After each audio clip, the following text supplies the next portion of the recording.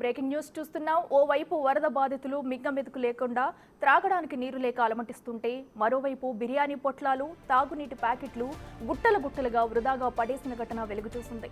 కృష్ణా జిల్లా పమిడిముక్కల మండలం మంటాడ హైవే పక్కనే ఈ బిర్యానీ, నీటి ప్యాకెట్ల మూటలు గుట్టలుగా పడి ఉన్నాయి. గుర్తు తెలియని వ్యక్తులు ఈ పని చేశారని ప్రచారం జరుగుతోంది.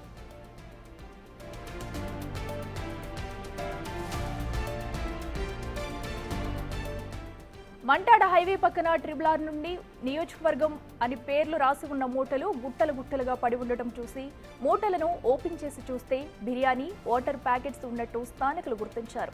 వరద బాధితులకు అందవలసిన ప్యాకెట్లు ఇక్కడ పడేసి ఉంటారని భావిస్తున్నారు. ఏది ఏమైనా ప్రభుత్వం కోట్ల రూపాయల ప్రజాధనం వెచ్చించి వరద బాధితులకు సాయం చేయాలనే తపనతో చేపట్టిన చర్యలు బాధితులకు అందకుండా ఇలా నిరుపయోగంగా మారటం పట్ల ప్రజలు ఆగ్రహిస్తున్నారు.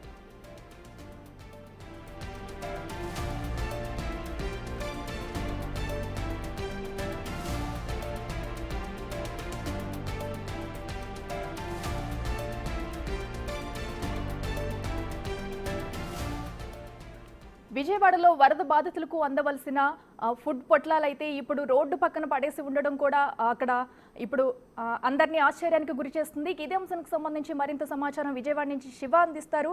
శివ, చెప్పండి, మరి వరద బాధితులకు అందవలసిన ఫుడ్ ప్యాకెట్లు అయితే కూడా గుట్టలుగా పడేసి ఉండడం అయితే మనకు కనిపిస్తుంది. అసలు ఇది ఎవరి తప్పిదం వల్ల జరిగింది?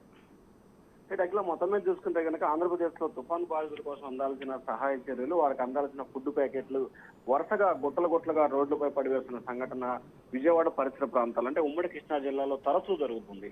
సరిగ్గా 5 రోజుల క్రితం కూడా గన్నవరం సమీపంలో, అలాగే విజయవాడ శివారు ప్రాంతంలో ఫుడ్ ప్యాకెట్లను అక్కడ గుప్పలుగా వేసిన సంఘటన బిగ్ టీవీ కూడా చూపించడం జరిగింది. ఆ సంఘటన మరొక ముందే తాజాగా కృష్ణా జిల్లా పమిడిముక్కల మండలం మంటాడే హైవేపై కూడా గుట్టలుగా బిర్యానీ ప్యాకెట్లు, వాటర్ ప్యాకెట్లు ఉన్నట్లు కూడా స్థానికులు గుర్తించారు. అయితే మూటలుగా కట్టి ఉండటాన్ని కూడా స్థానికులు ఏంటి అని చెప్పి ఓపెన్ చేసి చూసే ప్రయత్నం చేశారు. దానిపై ఆర్ఆర్ ఉండి నియోజకవర్గం అని చెప్పి పేర్లు రాసి మూటలు అక్కడ ఉన్నాయి. అయితే ఉండి నియోజకవర్గం నుంచి కూడా విజయవాడ పరిసర ప్రాంత ప్రజలకి ఏదైతే తుఫాను బాధితులు ఉన్నారో వారందరికీ కూడా ఆహార పొట్లాలు అంటే ఏదైతే బిర్యానీ, వాటర్ బాటిల్స్ ని సప్లై చేయాల్సింది ఉంది. అయితే అక్కడి నుంచి తీసుకొస్తున్న వారు ఉండి నియోజకవర్గం నుంచి తీసుకొచ్చి విజయవాడ పరిసర ప్రాంతాల్లో వరద బాధితులకి సహాయం చేయాలి. కానీ వీరు ఆ విధంగా చేయకుండా ఎవరైతే ట్రాన్స్పోర్ట్ నిర్వహణలు ఉన్నారో వారు మార్గం మధ్యలోనే అక్కడే పడేసి వెళ్ళిపోయినట్లు కూడా స్థానికులు ఐడెంటిఫికేషన్ చేశారు. దీనికి సంబంధించి కూడా ఇప్పటికే ఉన్నతాధికారులకు ఫిర్యాదు చేసిన పరిస్థితి కనిపిస్తుంది. ఎందుకంటే వివిధ ప్రాంతాల నుంచి కూడా ప్రతిరోజు వేల వాహనాల్లో సహాయ చర్యలు కొనసాగేందుకు వస్తున్న క్రమంలో 1-2 ఈ రకంగా చేస్తున్న పరిస్థితి కనిపిస్తాం. వీరిపై కూడా పూర్తి స్థాయిలో నిఘా పెడతామని చెప్పి ప్రభుత్వం అయితే స్పష్టమైన ప్రకటన చేసే ప్రయత్నం చేస్తా ఉంది. కానీ ఈ రకంగా ఏదైతే చాలా మంది వరద బాధితులకు సంబంధించి కూడా ఇబ్బందులు పాలవుతుంటే వారందరినీ అపన్నాస్తం ఇవ్వాల్సిన సమయంలో కొంతమంది నిర్లక్ష్యంగా బాధ్యత రహితంగా ఈ రకంగా చేయడానికి కూడా ప్రజలే తప్పు పడతా ఉన్నారు. అఖిల, ఓకే శివ, అయితే ఇప్పటికే వరద బాధితులకు అందుతున్న చర్యల పట్ల అయితే ఇప్పటికే అవకతవకలు అయితే కనిపిస్తూనే వస్తున్నాయి మొదటి నుంచి కూడా.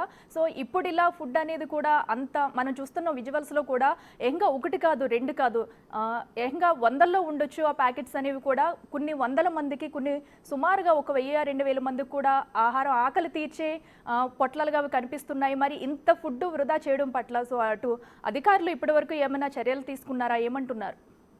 ప్రధానంగా చూసుకుంటే అఖిల గనక ఒక ఏరియా ఏదైతే ఇటీవల కాలంలో తెలుగుదేశం పార్టీకి సంబంధించిన కొంతమంది నేతలు, అలాగే IAS IPS అధికారులు కొందరు, అలాగే స్థానిక నేతలు ఒక్కొక్కరికి ఒక్కొక్క డివిజన్ ని ముఖ్యమంత్రి బాధ్యతలు అప్పగించారు. దీంట్లో తెలుగుదేశం పార్టీ కార్యకర్తలు, నేతలతో పాటు మంత్రులకి, IAS లకు ఒక్కొక్క డివిజన్ తీసుకున్నారు. అయితే ఒక్కొక్క డివిజన్ కి సంబంధించి 1000 నుంచి 1500 మంది ఆ డివిజన్ లో బాధితులు ఉంటున్నారు. వీరందరికీ ఒక్కొక్క ప్రాంతం నుంచి కూడా సహాయ చర్యలు, ఫుడ్, వాటరు, పాలు ఇవన్నీ కూడా సప్లై చేస్తున్నారు. అయితే ఏదైతే ఒక డివిజన్ కి చేరాల్సిన వీటన్నిటిని కూడా మార్గం మధ్యలోనే వదిలేసి వెళ్లిపోయినట్లు కూడా స్థానికులు అయితే గుర్తించారు. అయితే ఇటువంటి ఘటనలు మళ్ళా పునరావృతం కాకుండా కఠినంగా వ్యవహరిస్తామని చెప్పి ప్రభుత్వం అయితే చెప్తా ఉంది. అయితే ఇంకా ఈ అంశానికి సంబంధించి స్థానికులు ఉన్నతాధికారుల దృష్టికి తీసుకెళ్లారు. కానీ ఎవరు ఏంటి అనే దానికి సంబంధించి కూడా విచారణ చేపట్టినట్టు తెలుస్తుంది. ఎందుకంటే ఆ రాష్ట్ర ఏదైతే ఆర్ఆర్ అనేది ప్యాక్ ఉంది కూడా ఆ ప్యాక్ ఎక్కడిదో ఉండి నియోజకవర్గానికి సంబంధించి కనుక తెలుసుకున్నట్లయితే ఖచ్చితంగా ఎవరు తీసుకొచ్చారు, ఏ వాహనం ద్వారా ఇక్కడ రావడం జరిగింది అనేది కూడా ఐడెంటిఫికేషన్ చేసే అవకాశాలు ఉన్నాయి.